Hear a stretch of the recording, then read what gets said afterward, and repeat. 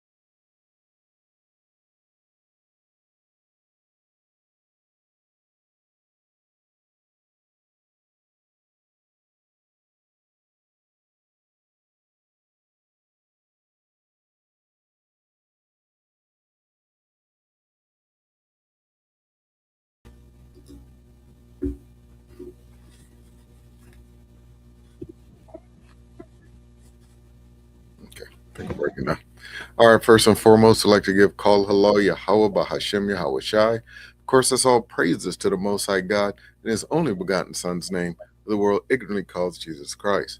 It's your brother Ahmataza Lab alongside. Brother Rab Yawasap. And we're here again on another Thursday night coffee hours. Let's go. Let's get that started. Oh, that's good. Bringing out the words of the Most High God in truth and sincerity to the best of our ability that the Most High God Yahweh has blessed us with. Shalom, shalom to everybody in the chat. Good to see my brothers and sisters, as always, gathered together in the name of the Most High God Yahweh. Let's see who got first. Of course, our beloved Chief Sister Dione Israel. She got first, another beloved member. Shalom, Princess. Good to see you as always. And who got next? You already know who got next. Tribe of Issachar, another beloved member. And you already know he got next because we got next. All praises to the Most High for that brother right there. Who else we got? Azaria Yasharala. Shalom, sis. Extending her membership. All praises to the Most High God. The water for that. Good to see you, fam. Yeah.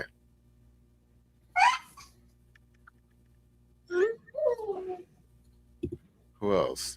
Our beloved chief sister, Princess Ala Aisha. Shalom, sister. Our beloved member. Good to see you as always. Who else made it on time? Our beloved brother Shapacha up there running things in Afghanistan. You know what I'm saying? Moderator and beloved member. Always a pleasure, King. Oh, Melina barely made it in on time. All praises to the Most High. Melina has a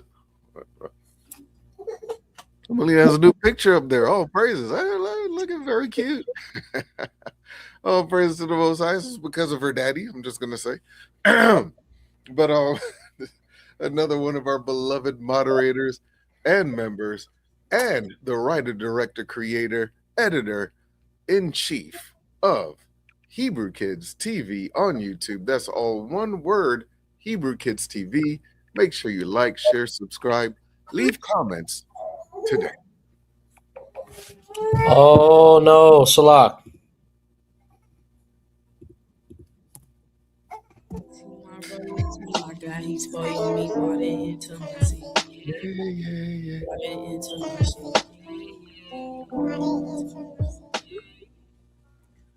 When Adam and Eve left the garden, Eve conceived and bare a son, and his name was Cain. Then she had another son, and his name was Abel. Cain and Abel were brothers. My son stopped whining because he Abel heard the was a sound. keeper of All sheep, praises. while Cain was a tiller of the ground. Yeah, he I heard trips it. me out with his Night, grunting. Cain and Abel was to bring offering unto the Most High. Cain brought fruits of the ground, and Abel brought the firstling of his flock and the fat.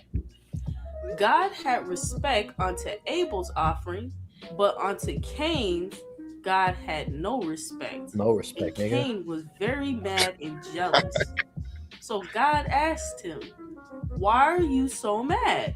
Why you If you hating? do well, you shall be received. But if not, sin waits at the door." Look at that man walking. Later, Cain talked to Abel his brother, and when they were in the field, Cain came against Abel and slew him.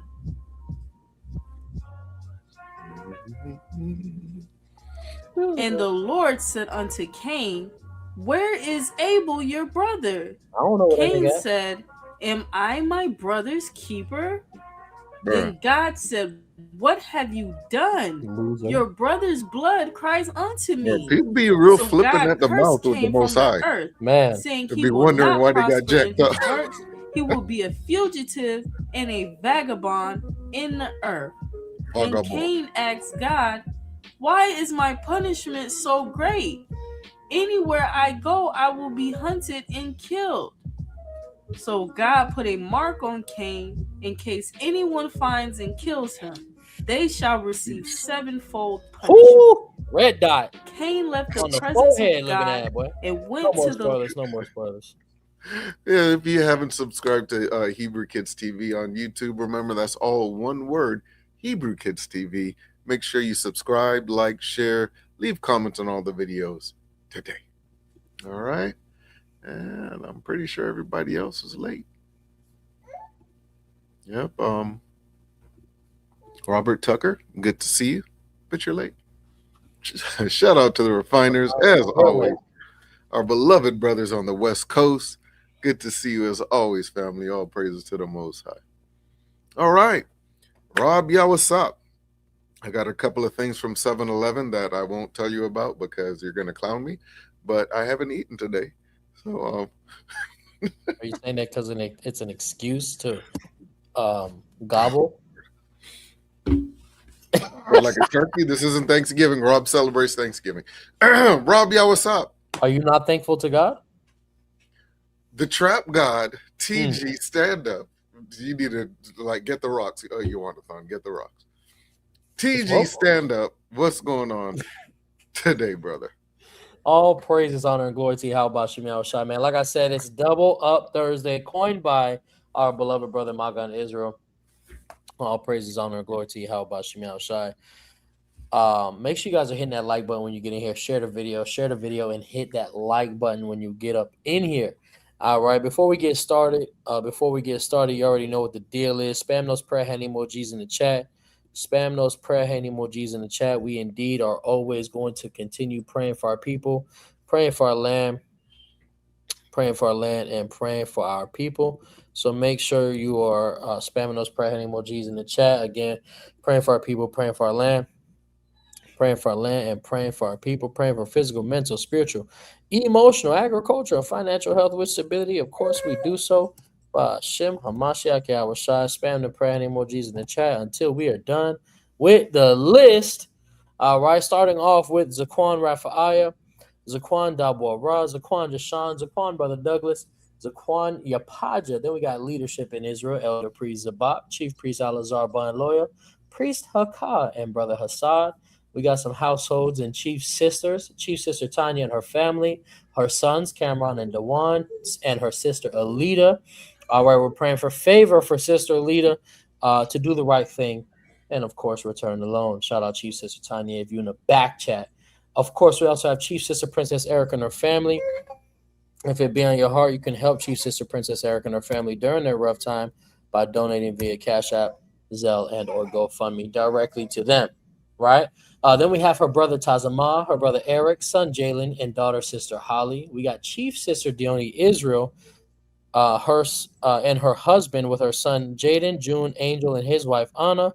You can even help Sister Anna by getting something off of their baby registry, all right, because they do have an Israelite baby on the way. All praise to the Most High.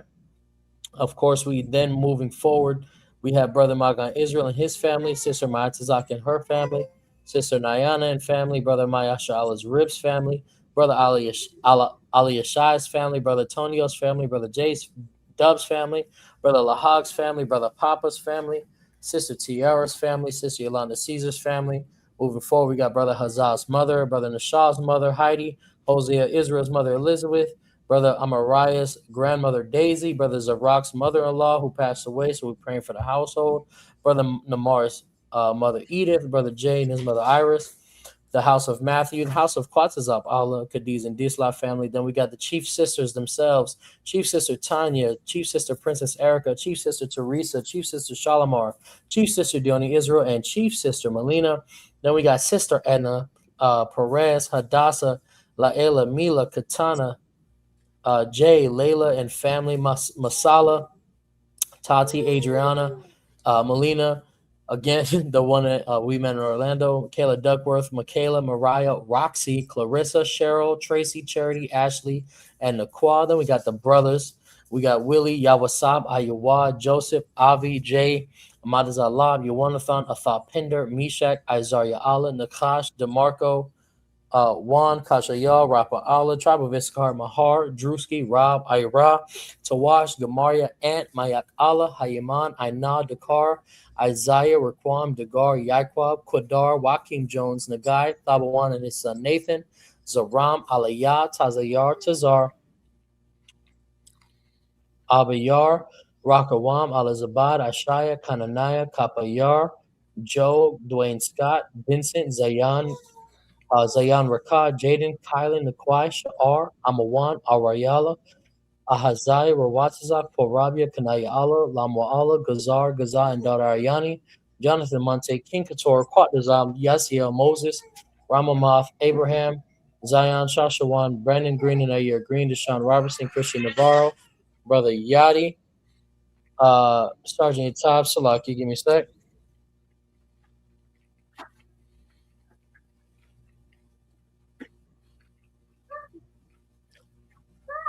Salaki. Sergeant Tab, Brother Shapacha, daughter Ariana, Brother Sharian, Asta. Thank you so much. You got me a prize? Yeah. All right, baby. Go sit down and wait for mommy to bring my prize inside. Ali Adad, Hosea Israel, Tazawar Allah, Yakal, a warrior Allah, Nakama Yah, Alan Cupid, Gawan, Horace Cupid, and Brother Yazaniah.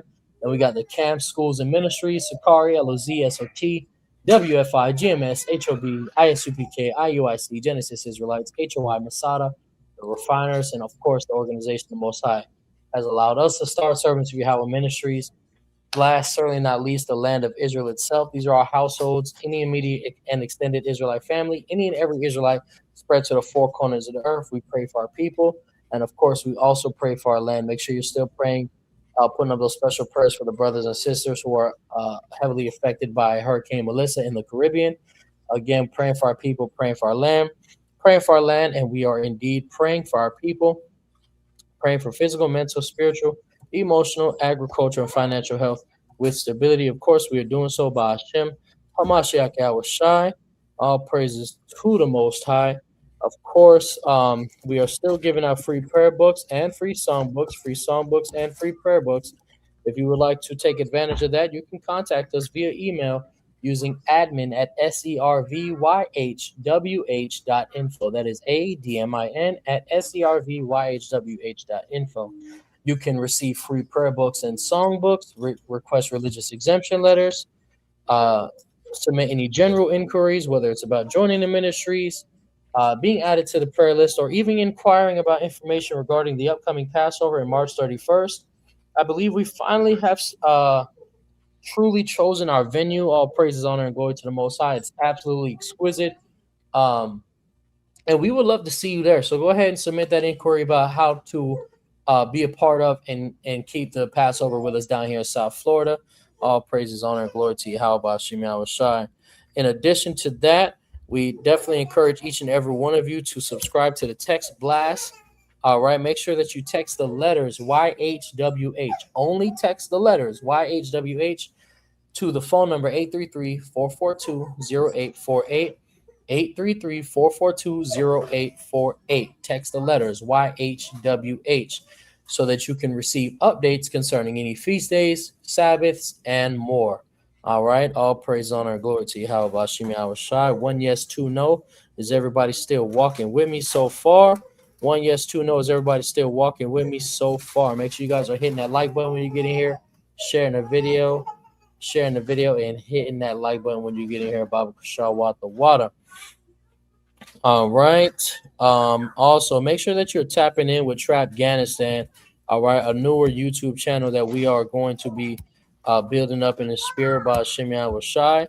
Make sure you tap in with Trap Afghanistan. All right, a newer YouTube channel that we will be building up in the spirit by Shimyan Washai. All right, all praises to the Most High. Is there anything else?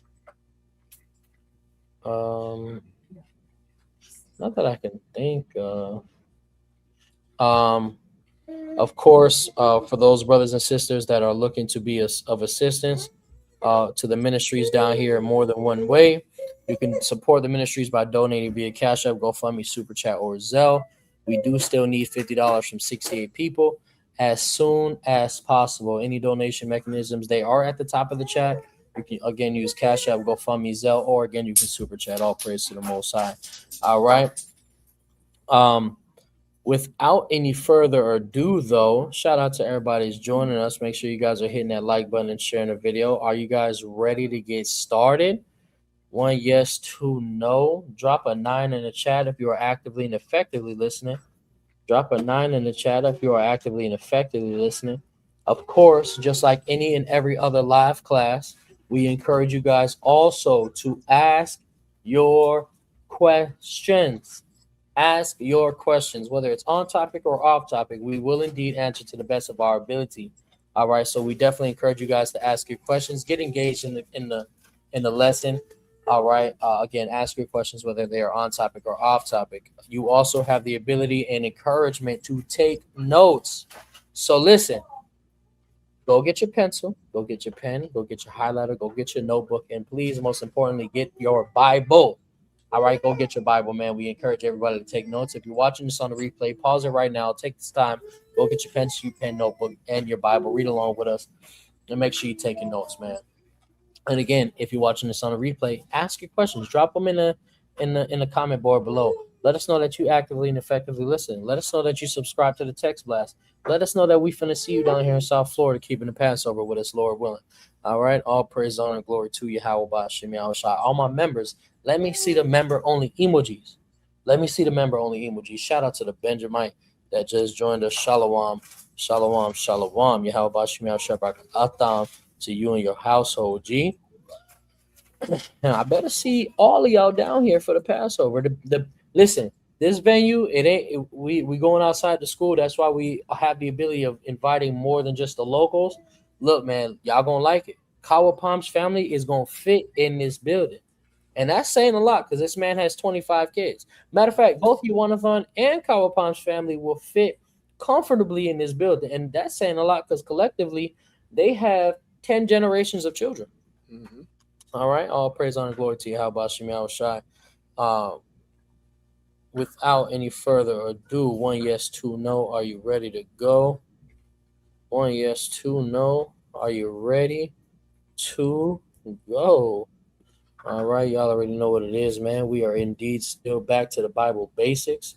Building self-respect. Let me not do that. I did that wrong. Go figure. And Ephraimite doing something wrong. All right. 1 yes, 2 no. Are you ready to go? Drop the 9s in the chat for those actively and effectively listening. Ahmataza, are you still there? I've been here the whole time. Oh, I just because the camera shut off. Typically, you know what I'm saying. I don't. You eating? Mm-hmm. Oh, he's eating things that are uncomely, most Wow. likely, and absolutely unacceptable behavior.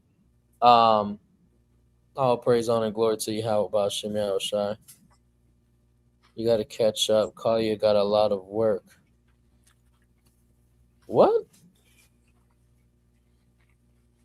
Oh, you talking about children? How many children Melina got? 3? 2. 2. She talking about me catch up. You had your second child after us. You got to catch up. Looking at, right? But yeah, Kawa Palm, I definitely, I don't know if I'm going to be able to catch up with Kawa Palm and Yahawanathan. They've been having babies since they was 5 years old. Nobody can catch up. And they're literally actively and effectively still having children. Right. So, but yeah, man, all praise, honor, and glory to you. How about Shemiah Shah? Without any further ado, ladies and gentlemen, we will get started. Now, look, we got some new scriptures added, and I felt the need to add some of the Hebrew stuff that I went over last class, and we're going to go over it again more in depth. All right, not necessarily more in depth, but more accurately, I should say. Let me say more accurately. All praise to the Most High. What? Hold on, ladies and gentlemen.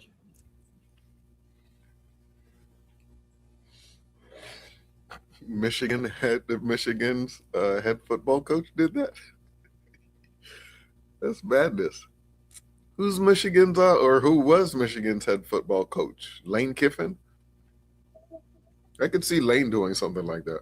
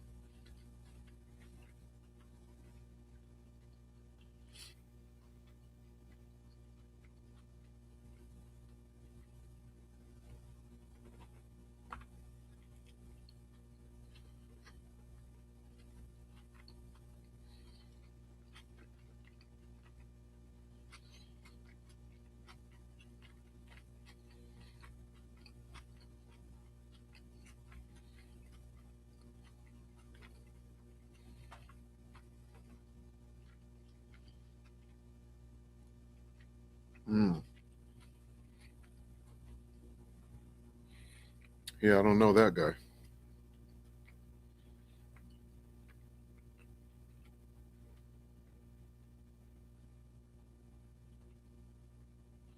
But you're the head coach of Michigan. Probably got some money. Salakia. Wow, you could hear that? Sorry.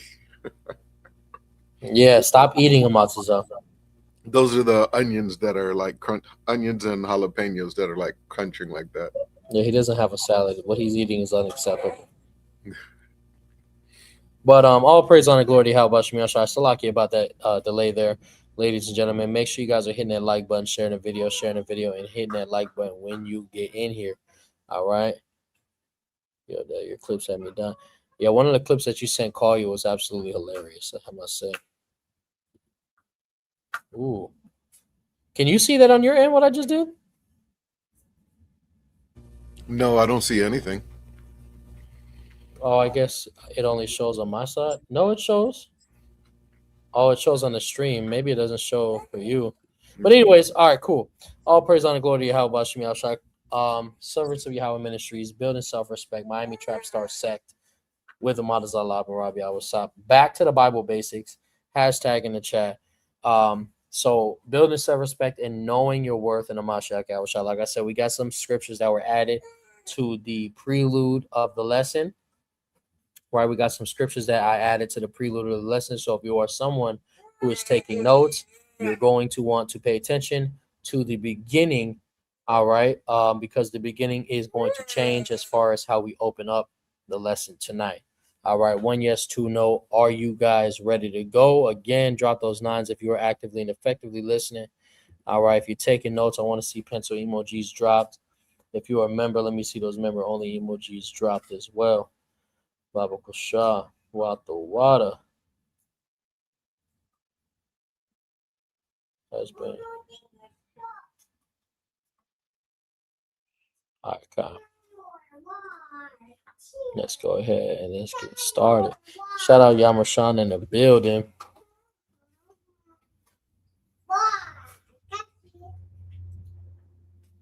I guess you want, Matas, are you able to do your typical thing or are you still actively eating? Oh, to our beloved brother Yamashan, Yahabashim Ashabakata, Watt the Water for your generous donation, continued support, and keeping that $5 drive alive, the Water King. Just like every other live class, we do indeed look to raise a minimum of 20 super chats. And Yamashan is definitely getting us started. All praise to the Most High. Yahweh Bashim Yashabrakata, Watt the Water for your generous, continuous, and loving support. We are just now 18 super chats away from reaching our goal tonight. All right.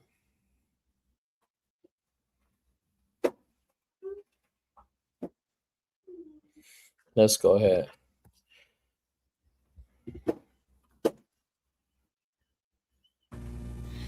It's the book of Psalms, chapter 127 and verse 1. Except the Lord build the house, they labor in vain that build it. Except the Lord keep the city, the watchman waketh but in vain. Right. So we've been reading this time and time again every time we begin our lessons. And of course, we're harping on the fact that we want the Most High God to be the guide and Him to put His hands on everything that we're doing, for Him to be at the center, the root, and just to be our everything, right? And in the past couple of classes, I've been mentioning, shout out to this guy for real. I've been mentioning like using materials, where to get the materials, etc. So I added some scriptures in conjunction to this particular psalm about building, right, and keeping, right. But real quick before we continue, shout out brother Yamershan again.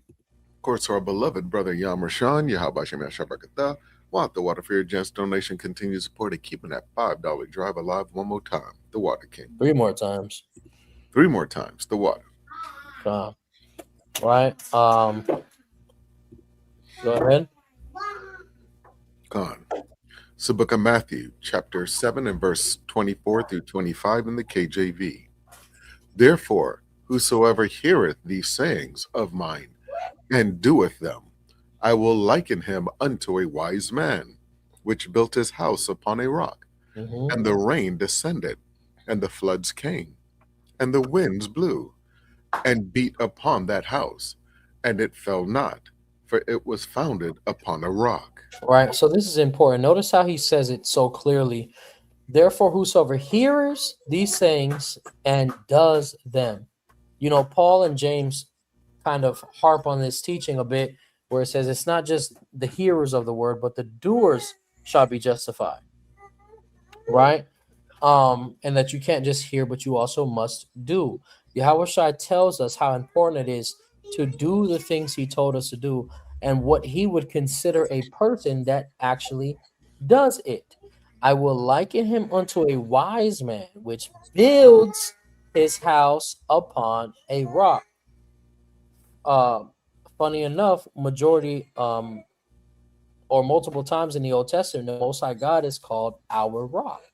That is our foundation. That is our root. That is the builder, right?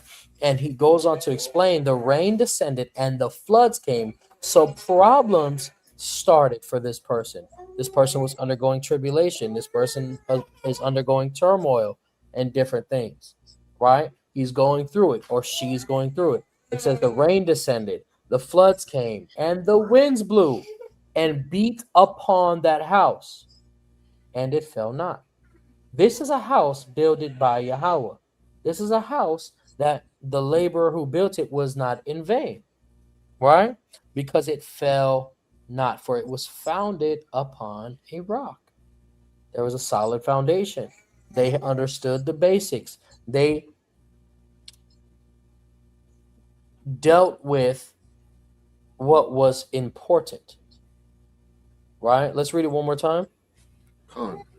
Therefore, whosoever heareth these sayings of mine and doeth them, I will liken him unto a wise man, which built his house upon a rock. And the rain descended, and the floods came, and the winds blew, and beat upon that house, and it fell not, for it was founded upon a rock. Right. And this is also similar to Psalms 27, being encamped against by a host, right? You would stay faithful and confident in the fact that Yahweh is your salvation, Yahweh is your light, Yahweh is the strength and the stronghold of your life, right? So that when these things occur, when the winds blow, when rain descends upon you, and the floods came, right, and your house is being beat on, it will not fall, right?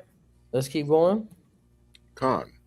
And everyone that it's the book of Matthew, chapter 7, and verses 26 through 27. And everyone that heareth these sayings of mine and doeth them not. So these are people that don't do what Yahawashi expects of them. Read. Shall be likened unto a foolish man which built his house upon the sand.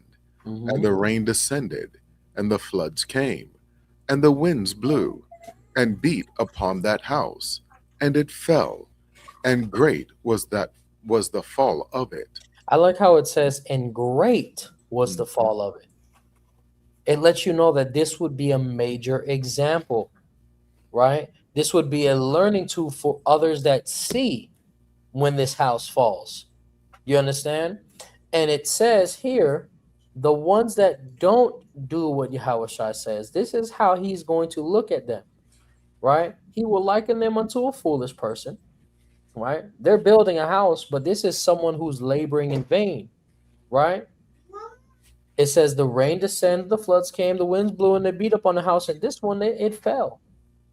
So this is what happens when you are doing the building outside of the grace, the mercy, the love of God, right? We want Yahweh to build the house. Otherwise, the labor we put in would be in vain. We want Yahweh to keep the house. Notice that in the building of this house, there's also a necessity of keeping it, right? We want Yahweh to build it. We want Yahweh to keep it. Otherwise, the labor will labor in vain, and the watchman will wake in vain, right?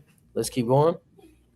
It's the book of Luke, chapter 6, and verse 46 in the AMP.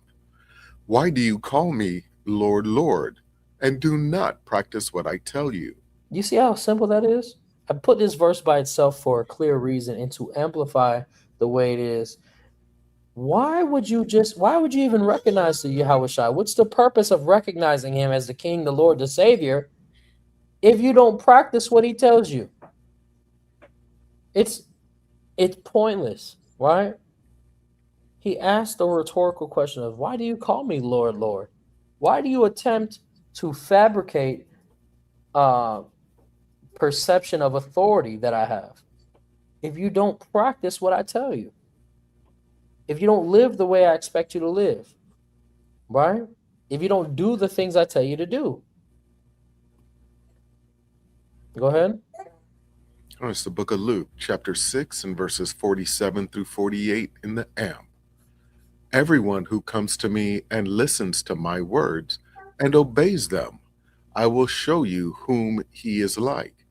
He is like a far-sighted, practical, and sensible man building a house, who dug deep and laid a foundation on the rock. Mhm. And when a flood occurred, the torrent burst again that house, and yet could not shake it, because it had been securely built and founded on the rock. So this is the version of Luke, right? It's a little bit more expanded, or expounded upon, where it says the real version I put this is because it says who dug deep, right? The deeper you dig, typically building a house, the better the foundation, right? And the more sturdy it'll be. Of course, making sure, like, even when you're at tabernacles and you're placing your tent, depending on what type of terrain you're on, right? You want to make sure that where you're going to be is not going to be super muddy. You won't be overflooded by the water if it rains, etc. All of these things go into place, especially dealing with tabernacles. And again, depending on where you are in the world, right? But it says, who dug deep and laid a foundation on the rock. That way, when things occurred, right, to shake the house and to get rid of, right, it, because it was securely built, it did not shake. It was not broken down, right? The amplified version adds the fact that the person who does this is farsighted, meaning can see, right? The book of Proverbs says a prudent man um, sees evil and avoids it, right? Roughly paraphrasing. Then it identifies this person to be practical and sensible. These are different versions of the same word dealing with prudence, right? And having the ability to keep yourself away from evil, right? Keep yourself away from sin. It says in the book of Sirach, chapter 1, that the fear of the Lord will give you the ability to escape sin, or will scare sin away. Again, roughly paraphrasing, right? Go ahead. Oh, it's the book of Luke, chapter 6, and verse 49 in the AMP. But the one who has merely heard and has not practiced what I say is like a foolish man who built a house on the ground without any foundation, and the torrent burst against it, and it immediately collapsed, and the ruin of that house was great. And no, so the same way that Matthew said, right, the fall was great, this one says the ruin of that house is great, right? So when we see things happen, right, in Israel, we have to really pay attention to the judgment of the Most High God. We have to really pay attention to the judgment of the Most High God and see, right, because this will show you who he's dealing with and how he's dealing with them, right? Real quick before we continue, well, of course, shout out to Zaquan that were around the chat. Shalom to all called to be saints. Pray you all had a wonderful Shabbat. Khan. Also, let me go back a little bit. Brother Travis Issachar posted. Brother Travis Issachar posted Proverbs chapter 13 and verse 20. He that walks with wise men shall be wise, but a companion of fools shall be destroyed. Then he also posts Ephesians chapter 5 and verse 15. See then that you walk circumspectly not as fools, but as wise, right? So this is dealing with awareness. And again, the same way that we see here in the Amplified Version, it identifies this man as someone who is farsighted, practical, and sensible, right? That's dealing with being circumspect. Um, how is it that with the other ones you posted the text and then this one you didn't post the text? Come on, Tribal Riskar, work with me, brother. He posts Ezra's chapter 3, verse 11. I'm going to read verse 10 and 11. Ezra's chapter 3, verse 10 through 11. And when the builders laid the foundation of the temple of Yahweh, they set the priests in their apparel with trumpets, and the Levites, the sons of Asaph, with cymbals, to praise Yahweh after the ordinance of David, king of Israel. And they sang together by course in praising and giving thanks unto Yahweh, because he is good, for his mercy endures forever, endures, for his mercy endures forever toward Israel. And all the people shouted with a great shout when they praised Yahweh, because the foundation of the house of Yahweh was laid. Right? Dealing with the second temple. And then he also shares with us Proverbs chapter 10, verse 1. A wise son makes a glad father, but a foolish son is the heaviness of his mother. All praise, honor, glory to Yahweh. Let's go ahead and keep going. I don't know. We read this, yeah. All right, go ahead. So book of Luke, chapter 14 and verses 25 through 27 in the KJV.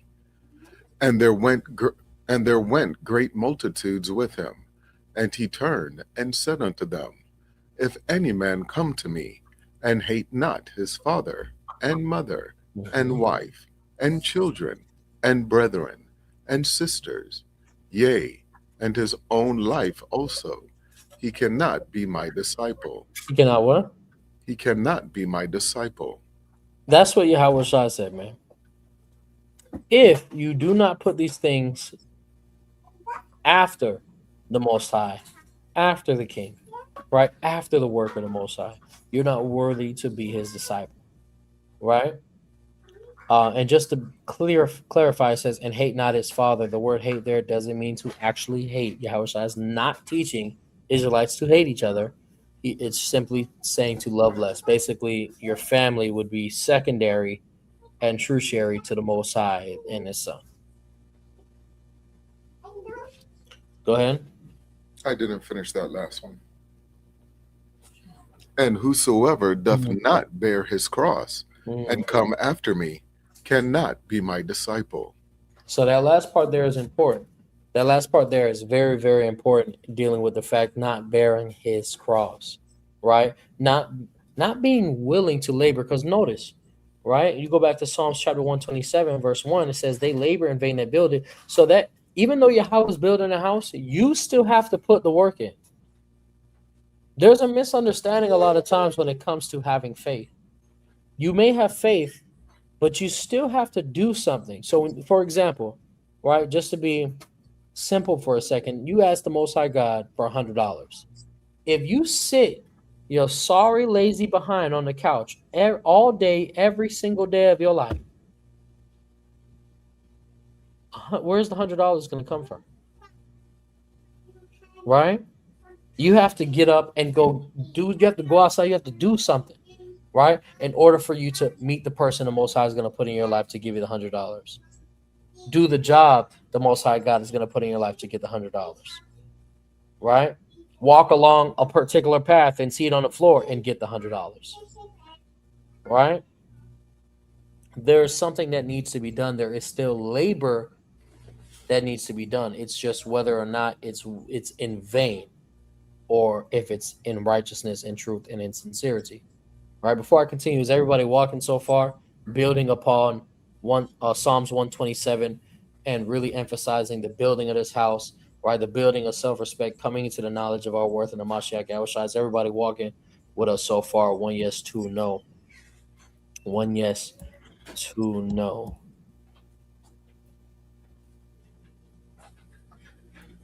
All right, let's read this again, and then we'll segue into the next one. It's the book of Luke, chapter 14, and verses 25 through 27.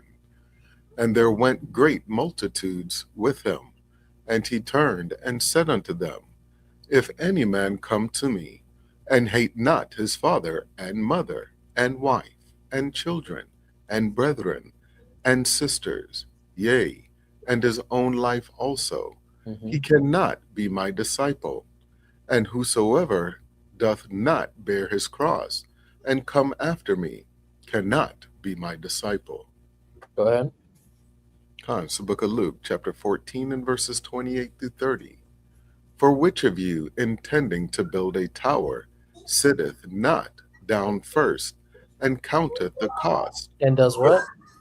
And counteth the cost. So which one of us, right, came into this truth and understood what it was really going to be like, what it was really going to cost us, right? The family, it could, some of us it cost family, some of us it cost time, some of us it costs a lot or everything, right? Which of you intending, notice again, to build a tower, dealing with building, you sat down first, right? Like before brothers and sisters go to join a camp, do you sit down and study that camp and be like, okay, yeah, I can get down with these folks? Or you go in and congregate with the camp first, see what they like, etc. Right? Who does that? Which one of us does that? Or do you just choose the most famous camp? Or do you just choose the most famous speaker? Or do you just choose who appeals to you? Right? I've been seeing a lot of that lately. A lot of that lately. Right? Real quick before I continue, shout out to this brother. Of course, our beloved brother Patrick Valentine. Yahawanathan Want the Water Free Gems donation continues supporting keeping that $20 drive alive, the Water King.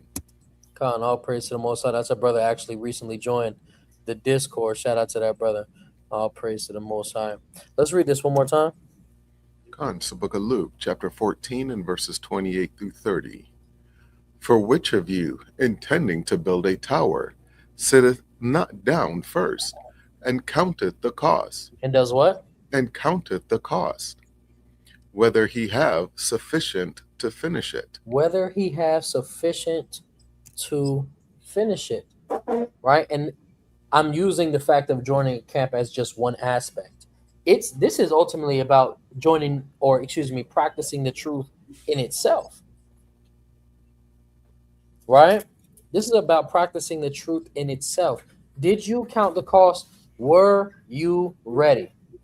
Because that's why YHWH goes through what is known as the parable of the sower, right? You got some seed that is sown on stony ground, some seed that grows and it's among thorns. Then you have some seed that's sown on good, fertile ground, right? Which seed are you, right? Or which ground were you that the seed was sown on? Because the seed represents the word of the Lord, right? The word of the Lord is going to grow, right? How it grows in you is going to determine whether or not you counted the cost. When you put your first set of fringes on, did you count the cost? Right? Of the fact that now when you go out, people going to look at you crazy. When you tell people that you're a Hebrew Israelite, the first thing that comes to their mind is a racist cult, right? Not logical thinking human beings, right? Did you count the cost of the fact that your family is now going to disown you or dislike you because you don't show up to their family gatherings anymore when it has to do with these secular holidays, right? Did you count the cost of the fact that, because a lot of brothers and sisters, for example, I'm a huge advocate of, taking off on the Sabbath day and doing your best not to not to work on the Sabbath, etc. Right? Did you count the cost that you might lose some jobs, right? Some jobs may not accept you, right? Especially in a state like Florida where it's an at-will state. They can fire you for anything and whatever they want to, right? Did you count the cost when you came to serve the Most High? Sirach, the second chapter, even actually tells us, prepare thyself for temptation. That's what counting the cost means. You sat there and you prepared yourself for the turmoil, the tribulation, and the testing that's going to come from you changing your life around. Right? Real quick before we continue, shout out Zaquan Dabara. Of course, to Zaquan Dabara, Yahawanathan What the Water for your generous donation continues supporting keeping that $1 drive alive 4 more times. The water. Khan. Khan, I know brother Amariah. Mosquito 304 asked, if I get the mark of the beast on my left hand, am I still cool with the Lord? No. Just because it specifies the right hand in the book of Revelation doesn't then grant you the ability of getting it anywhere else in your body. Real quick, Zaquan Dabara again. Of course, to our beloved Zaquan Dabara, What the Water for your generous donation continues supporting keeping that $1 drive alive 1 more time. The Water Princess. Khan, all praise to the Most High. We are now halfway through the necessity of gaining the 20 super chats. We just need 10 more. Again, it can be as low as 99 cents, right? Or exactly, Chief Sister Dione Israel, or they call you an old lady because you wear dresses, right? Which honestly, that doesn't make any sense to me. Not just old people wear dresses. But Tribe of Issachar shares with us 1 Corinthians chapter 6 and verse 20. For you are bought with a price. Therefore, glorify God in your body and in your spirit, which are God's. Did I miss anything else? No. All praise to the Most High. All right, so let's read this one more time, then we'll continue. It's the book of Luke, chapter 14 and verses 28 through 30. For which of you, intending to build a tower, sitteth not down first, and counteth the cost, whether he have sufficient to finish it, lest haply, after he hath laid the foundation, and is not able to finish it, all that behold it begin to mock him, saying, This man began to build, and was not able to finish. So now you become a joke because you started something and you quit. You quit. And something so important, doing the work of God, right? If you were called to go to the streets and then you stop doing that and you stop teaching in any shape, form, or capacity, you didn't count the cost. Just because you may not be a part of a group anymore doesn't mean you stop doing God's work. Because now you look funny. Were you only doing it because you were in that group? Right? When sisters, this is another thing dealing with relationships. Brothers and sisters do this. Let's say a brother meet a girl who's in the truth, and they lay down together, whatever, cool. And the sister don't end up being who he thought she was.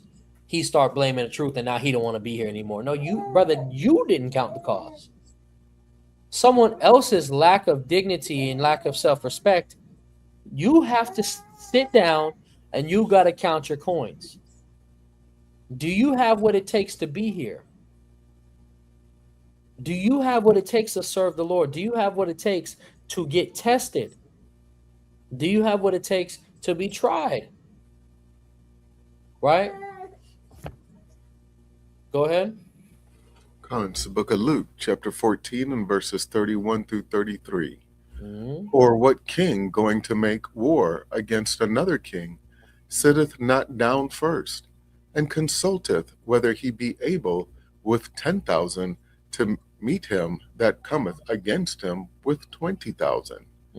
Or else, while the other is yet a great way off, he sendeth an ambassage, and desireth conditions of peace.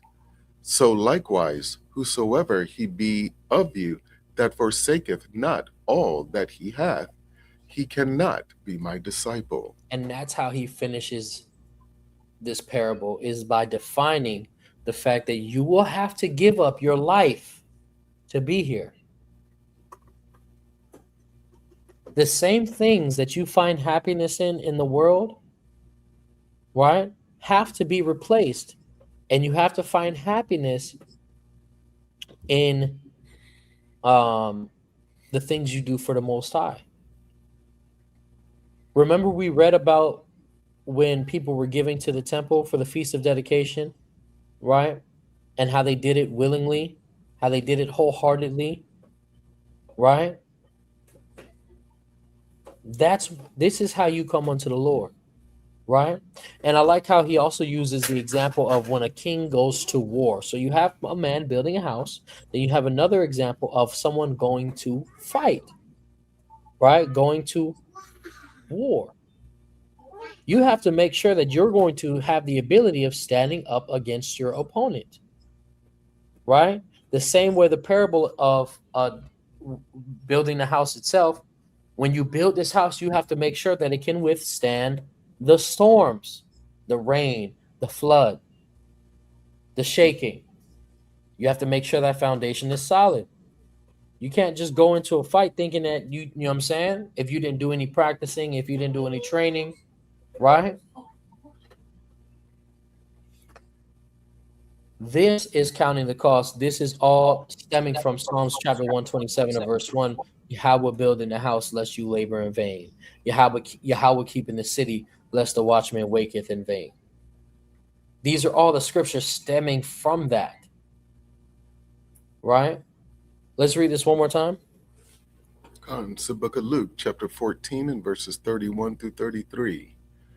Or what king, going to make war against another king, sitteth not down first, and consulteth whether he be able with 10,000 to meet him that cometh against him with 20,000? Or else, while the other is yet a great way off, he sendeth an ambassage, and desireth conditions of peace. So likewise, whosoever he be of you that forsaketh not all that he hath, he cannot be my disciple. All right. Keep going. This is 1 Corinthians chapter 3 and verses 5 through 7, 10 through 11 in the NLT. After all, who is Apollos? Who is Paul? We are only God's servants, through whom you believed the good news. Each of us did the work the Lord gave us. I planted the seed in your hearts, and Apollos watered it. But it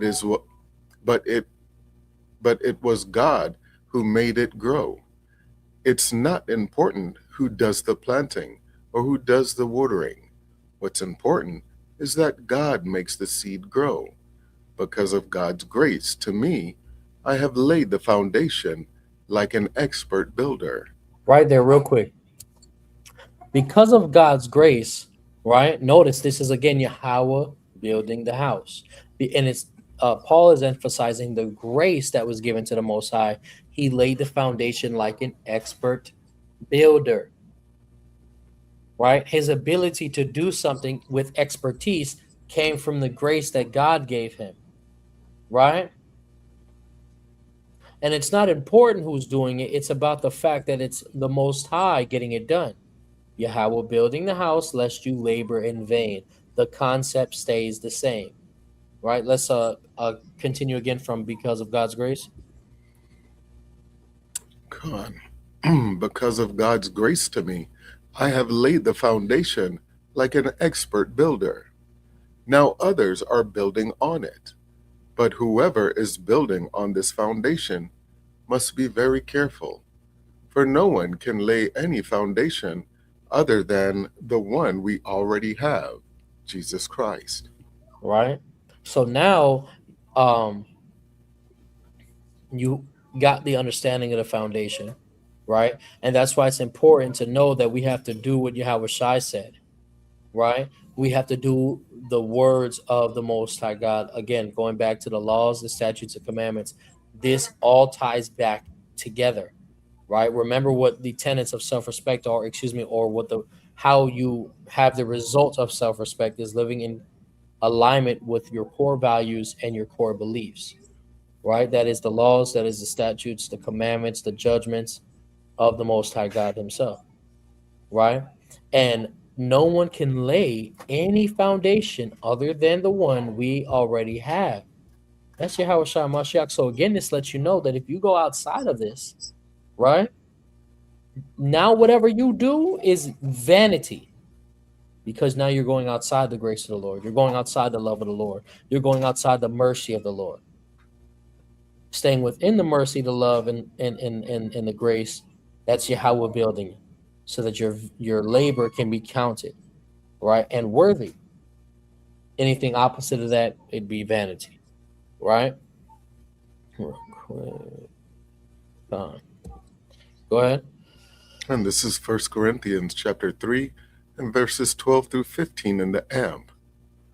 But if anyone builds on the foundation with gold, silver, precious stones, wood, hay, straw, each one's work will be clearly shown for what it is. For the day of judgment will disclose it, because it is to be revealed with fire, and the fire will test the quality and character and worth of each person's work. If any person's work which he has built on this foundation, that is, any outcome of his effort, remains and survives this test, he will receive a reward. But if any person's work is burned up by the test, he will suffer the loss of his reward. Yet he himself will be saved, but only as one who has barely escaped through fire.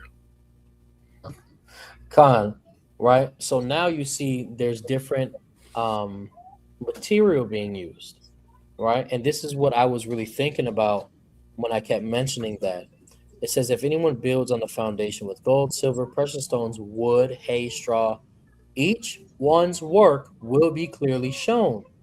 And this will have, so this is a different way, right, to perceive the parable of the sower, right?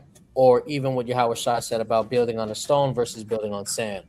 Paul is identifying now there's different other material, right? Because even if you consider the what was used to build the first temple versus what was used to build the second temple. Remember when we read in Ezra, I think it was either Ezra or Nehemiah when it was Feast of Dedication. There was people that were there during the time of Ezra who saw the first temple, and they cried because they saw that the second one wasn't as great as the first one, right? The things that they had to build the first one, Solomon was just slapping gold on anything and everything he could. Everything is, oh yeah, go ahead, put gold on that. We got enough. Oh yeah, go ahead, lather that in gold too, right? You got gold damn handles. You got gold socks, right? And Paul uses the different types of material you can use to build a foundation. So consider a foundation with gold versus a foundation of straw, right? One is more valuable. One is arguably stronger, right? Then you have silver versus hay. Same thing, but more valuable and stronger, right? And as you continue to go on with the precious stone, the wood, the hay, it also is going to determine the effort that one puts in, right? If you put in an effort of gold, that's a standard, versus if you put an effort worth straw in, right? And there was something that, it seemed as if it was always allowed, if you will, right? We're doing the bare minimum. Not that it was okay or promoted, but it was just like, if that's what somebody wants to do, then they're affecting themselves, right? As an overseer, as someone who is in charge of other people's souls, we should be expecting gold out of all of each other. If your job, right, let's say your job is note taking. You should be taking the gold standard of notes every single time. If your job is to hold a sign at camp, you should be holding that sign as a gold standard every single time. Camera work, etc. Right? We have to have these foundations at the best ability, or excuse me, the best standard, right? There's another thing Zaquan Dabra always says, it's good, better, and best. You can do a good job or you can do a better job. But how about we do our best job? Right?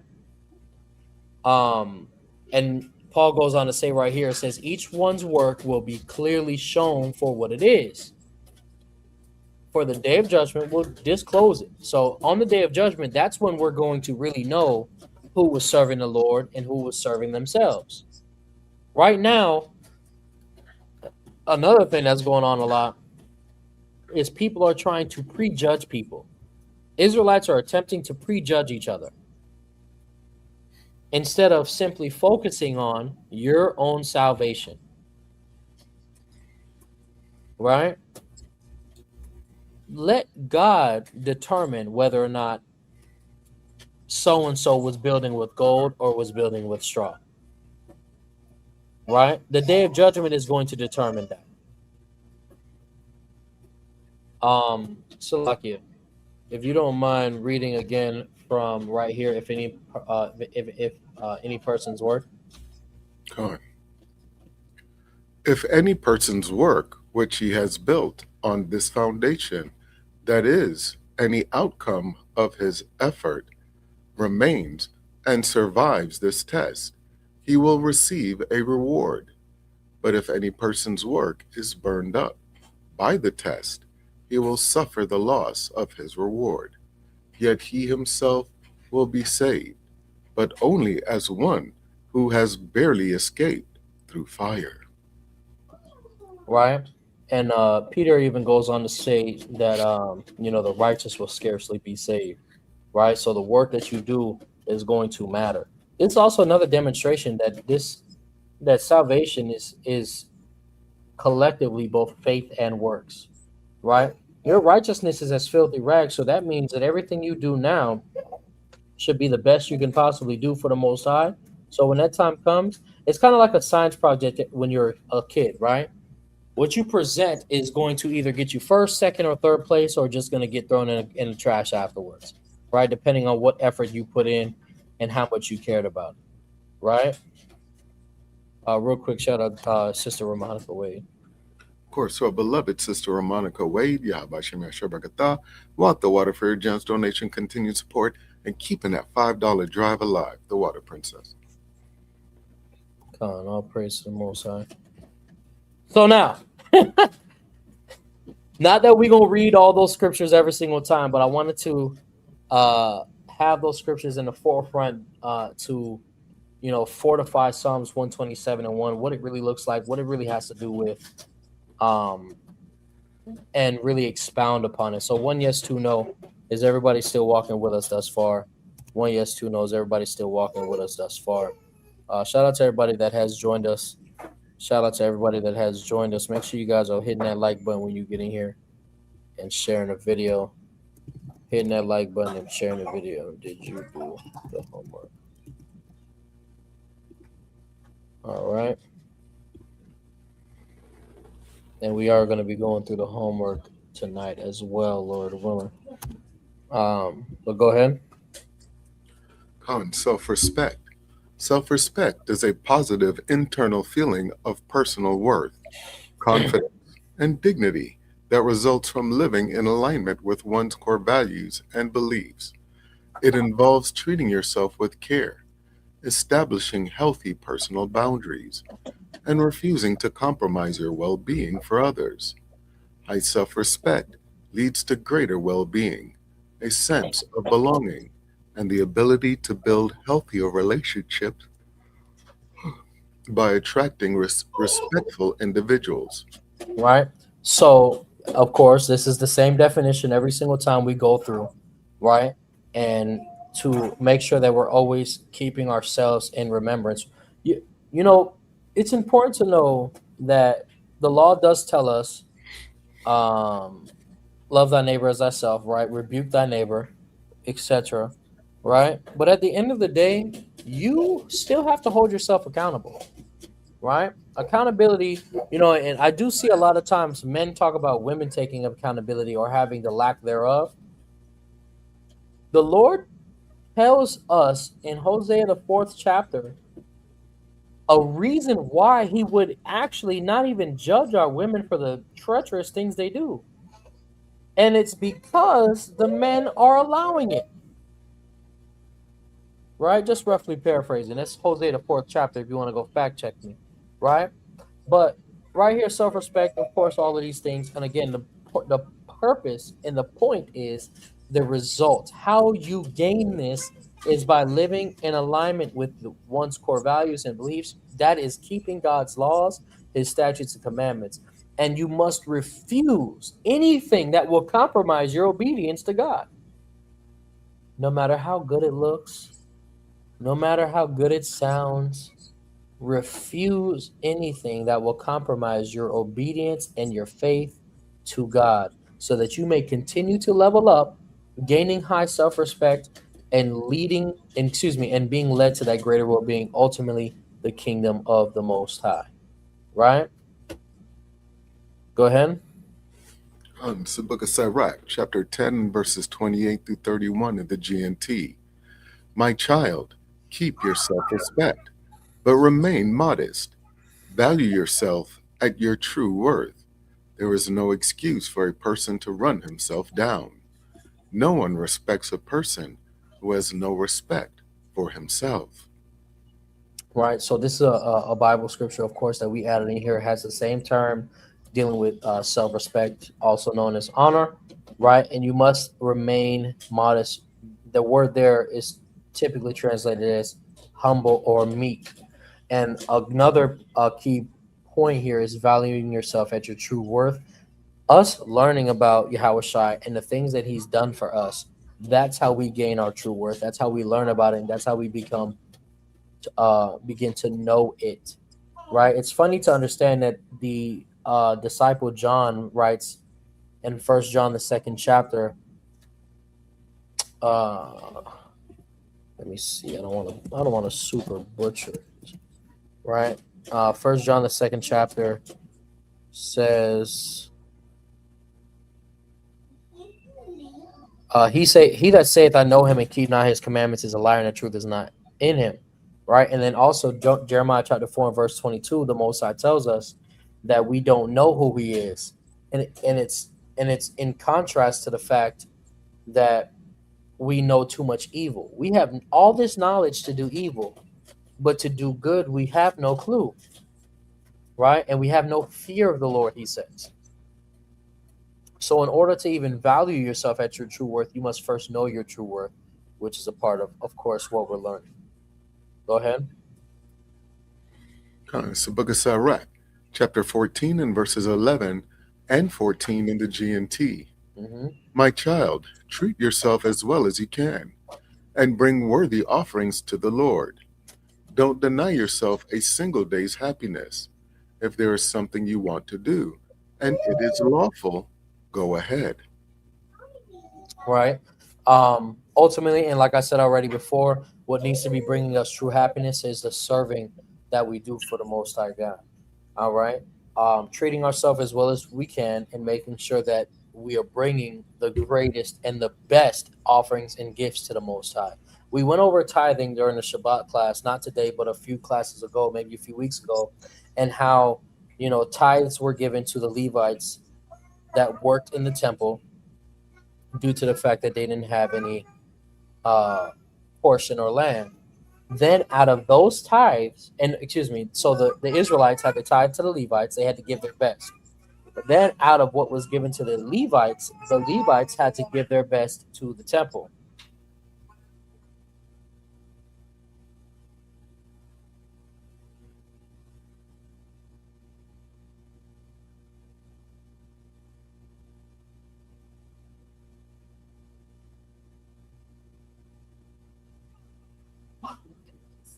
Um, So happy.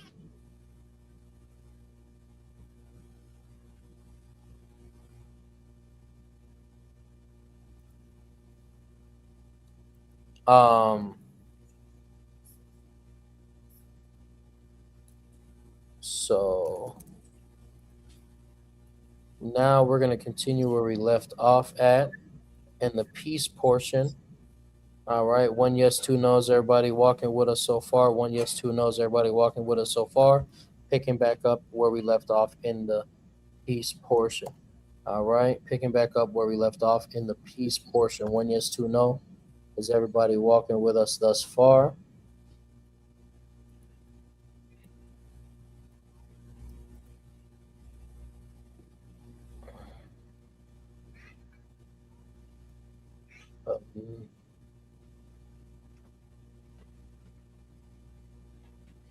Right here.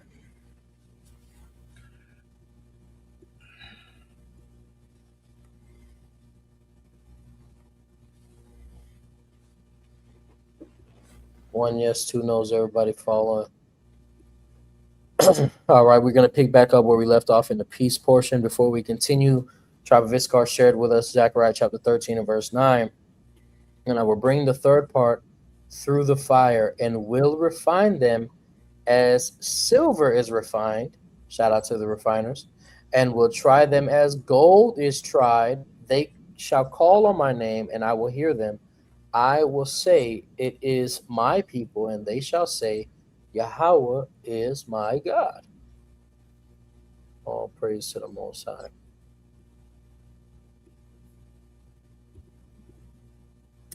So now, we're going to pick back up where we left off. Whoops. Right. So again, if you're taking notes, let me see those pencil emojis in the chat. My members, let me see those member-only emojis in the chat. Drop the wolf and the rhino. All right. Also, if it be on your heart, you can super chat. Again, we just need 9 more to reach that goal. Praise the Lord. And if you have any questions, ask your questions, whether they are on topic or off topic. If you're watching this on the replay, hit the like button, share the video, drop a comment. Right? All praise to the Most High. So let's go ahead and get started. Go ahead. It's the book of Sirach, chapter 26 and verse 2 in the KJV.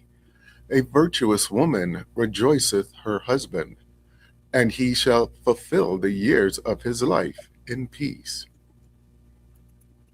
So now we have to understand, right? This is the book of Sirach is a wisdom book. A virtuous woman rejoices her husband, right? Brings happiness, and he shall fulfill the years of his life in peace. This is when two individuals understand their roles, they come together and bring joy and peace, right? Remember, you can have these things only when Yahweh is building it. Otherwise, it will be in vain, right? And last class, I went as far as to dive into the Hebrew with you and giving you guys a little bit of insight regarding proper structure for a household Hebraically, right? So, and I found it necessary, right, to identify Banya, okay, right, to identify the Hebrew here for you. So now, this is the Hebrew word Abba, right? So you have the Ah. This is the box script, so nobody, get caught up on all the extra stuff. I'm not a Hebrew scholar. I'm not Ariella. I'm not Zion Lex. I'm not doing all the extra stuff, right? Or is it Lex Zion? Anyways, right, but this is the Syrian box script, right? This is the Ah character and the Ba character, right? Now, these are the different outline of biblical usages. You have a father of an individual, of God as father of his people, head or founder of a household, group, family, or clan. Keep in mind that word head there, pause, right? Ancestor, grandfather, forefathers of person, of people, originator or patron of a class, profession, or art, producer, generator of benevolence and protection, dealing with being figurative, the term of respect and honor, ruler or chief. So ultimately, you are at the top, right? Keep that in mind. So now you have Ama, right? This is the A and this is the Ma character. The Ma is only closed when it's at the end of the word. Is everybody following me so far? 1 yes, 2 no. Is everybody following me so far? 1 yes, 2 no. And can you see this clearly on the screen? I'm sure you can see it, especially people that are on TVs. On the phone, it's definitely going to be difficult, though. All right.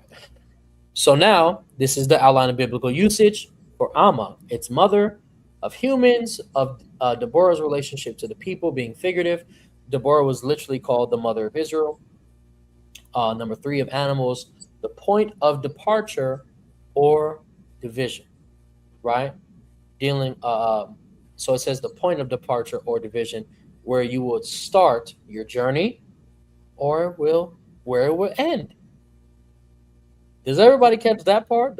It says the point of departure or division. So where your journey will start or where it will end. Proverbs 15 tells us that a wise woman builds up her house, right? Is it Proverbs 15? Hold on, maybe it's 14.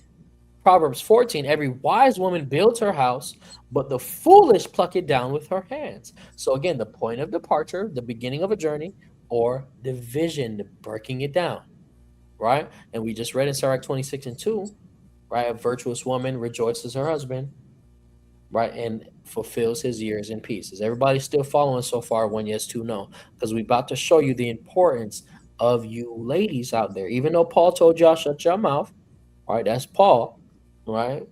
But here we're going to show you the importance of your job, which could possibly also include being quiet, you know. So now, this is what I was really trying to show you guys last time, is the pictographs, right? The images of the ancient letters. So 1 yes, 2 no, can you guys see this clearly? And I've circled them so that it's easier to identify. 1 yes, 2 no, can you see this clearly? Ahmataza, can you see it as well or no? Okay. Let me see. Yeah, that doesn't look bad. All right, come. Right? So if you notice, it literally, this is the head of an ox, right? So the aleph, right, or the in Hebrew is an ox strength leader. Like this is the definition and the meaning, the image behind this letter Then you have B, right, or bet, a house or inn, also known as the Ba character in the Paleo, right? It's the representation of a house. So therefore, the Abba, the father, is the head, the strength, and the leader of the house, right? Clear. Then you have Ma, right? Still the the head, right? The ox, the strength, the leader. Then you have the Mem or the Ma character. It says water, and notice chaos. Yes. Interesting, right? How it can mean water, which is flowing. And even think about Psalm 23. Would you not YHWH, excuse me, David. He leads me by the still waters. Waters can be chaotic or calming.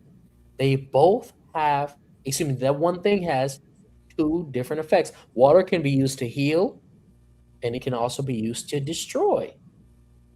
So pay attention. Let's go back again to the Amma. Point of departure or division. You can be a guide or you can destroy.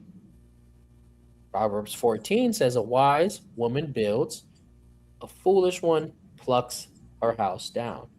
So, and Sirach also actually describes a woman or a wife as a pillar, right? Of course, that is something that upholds structurally, right? So,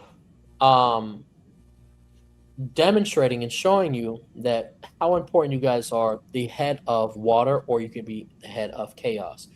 Literally, and quoting Paul again in Romans the 12th chapter, it all depends on you. So notice how much the man depends upon the woman, just as much as the woman depends upon the man. It is a group effort, right? 1 yes 2 knows everybody walking with us so far. 1 yes 2 knows everybody walking with us so far. Well, thank you, Zaquan Deshawn, for identifying that there is a better paleo chart, which is more like the paleo alphabet. But this is the most ancient pictographs. All right. So yeah, praise the Lord. So now, and I added this part. Damn it, I did it wrong. Hold on. I have to fix this. This is so wrong, and I want you guys to learn this properly. I'm so sorry, but it's not going to take super long. I just got to move the circle. There we go. Matter of fact, let me delete this. Copy, paste. Bam. That's better. I bet. Salat. Because that is not how you spell bond. Right? All right, Con. So now, brother, we're not focusing on the Aleph. Obviously. Focus, brother. Focus. Getting Israelites to focus, man. Right? Obviously, we're not focusing on the Aleph. I'm identifying the fact that it's Abba, etc. Right? So anyways, right? There was something Brother Amariah mentioned last time, right? He asked about the word bond, right? Son. Funny enough, if you read Psalms 82 and 6, where it says you are gods, you are all children of the Most High, the word for children there is wabanya, right? It's not just referring to the sons, it's referring to the Israelites, right? So when you deal with it, right, of course, at the root is ban, right? It's house in, right? The ba, and then you have the nun or the na, seed, fish, life. So the children follow the flow, the water, and chaos of the mother. That's why in Sirach, the 3rd chapter, it tells us that the mother has authority over the children. So this seed, this fish, this life, the bond is going to follow the water, which can lead to peace or chaos, because the mother is the head, the strength, the leader of the water or of chaos. Right? Is everybody following so far? 1 yes 2 no before we proceed. I definitely felt the necessity to add this, and we'll even segment it so we can really build upon that Sirach 26 and 2, and then also give a little bit of a prelude to when we start going into the relationship portion of self-respect. All right, 1 yes 2 no. Again, shout out to everybody joining us. Like the video, share the video, hit that like button. Now we can continue in the Bible verses. It's the book of Sirach, chapter 28, and verses 9 and 13 and 16 in the KJV and GNT. A sinful man disquieteth friends, and maketh debate among them that be at peace. Curse the whisperer, and double-tongued, for such have destroyed many that were at peace. Anyone who pays attention to slander can never find peace of mind. So now, and notice how it's describing a sinful man who makes debate among them that it be at peace. Pay attention to that. Notice that you can have a group of people, finally getting along and this, that, and, everything's going cool. And you got somebody that just wants to come and ruin it all, right? Everybody's at peace and this, that, and the third. And then, people like this, they see themselves doing a good thing, right? Bothering people who are at peace, right? Go ahead. Oh, wait, Salakia? Now go ahead. It's the book of Sirach, chapter 35 and verse 1 in the KJV. He that keepeth the law bringeth offerings enough. He that taketh heed to the commandment offereth a peace offering. Go ahead, because I think we went over these last time. Go ahead. 2 Corinthians chapter 13 and verses 5, 8, and 11 through 12 in the NLT. Examine yourselves to see if your faith is genuine. Test yourselves. Surely you know that Jesus Christ is among you. If not, you have failed the test of genuine faith. For we cannot oppose the truth, but must always stand for the truth. Dear brothers and sisters, I close my letter with these last words. Be joyful, grow to maturity, encourage each other, live in harmony and peace.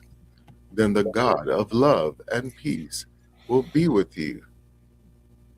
Greet each other with Christian love. That's right, Christianity. That's right.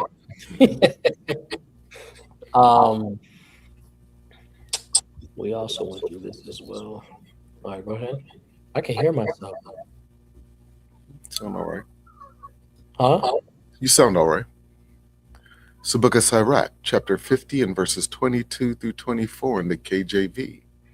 Now, therefore, bless ye the God of all, which only doeth wondrous things everywhere, which exalteth our days from the womb, and dealeth with us according to his mercy. He grant us joyfulness of heart, and the peace may be in our days in Israel forever, that he would confirm his mercy with us and deliver us at his time. Salakia, brother Amrai, these are verses that we read last time. Just kind of restating them. We actually will be starting the homework. Did we already do Wisdom of Solomon 14?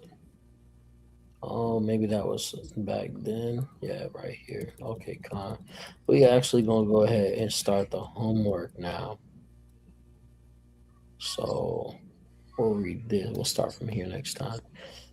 But nonetheless, right here, what the author of Sirach is telling us is to bless the Most High God, right?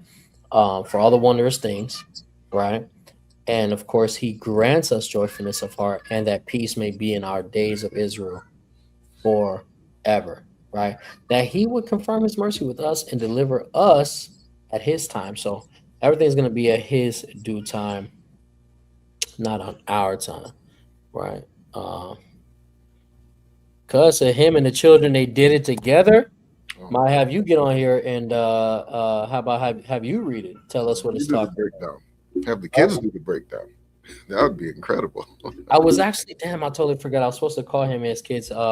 His son was courageous in a really good way. He wanted to do the prayers, but I needed to make sure he you know what I'm saying, could do it properly. We listen, we trying to in the prayer room. If you're not in the prayer room, let me drop the Discord link in the chat. Get with us on the Discord, man. All right. You don't have to hear other people pray. If you want to pray, you know what I'm saying, you can do it with us. You got to be in the Hebrew.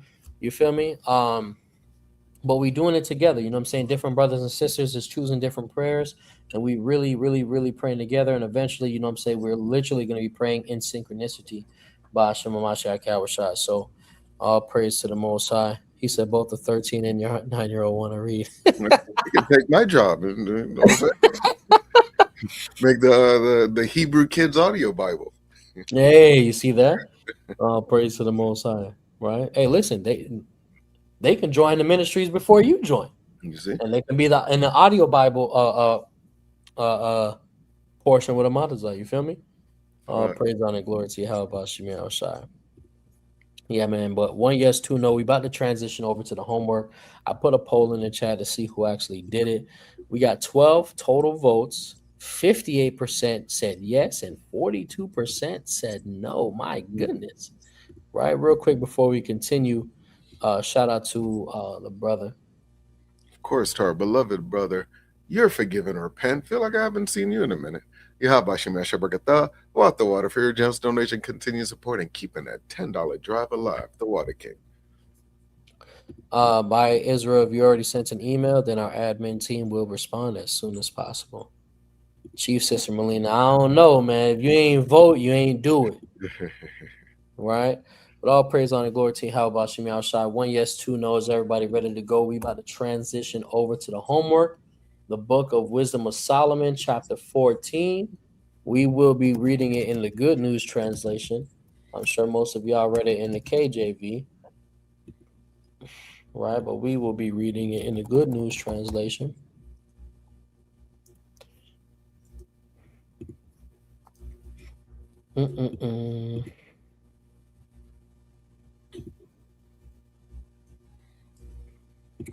Oh, praises.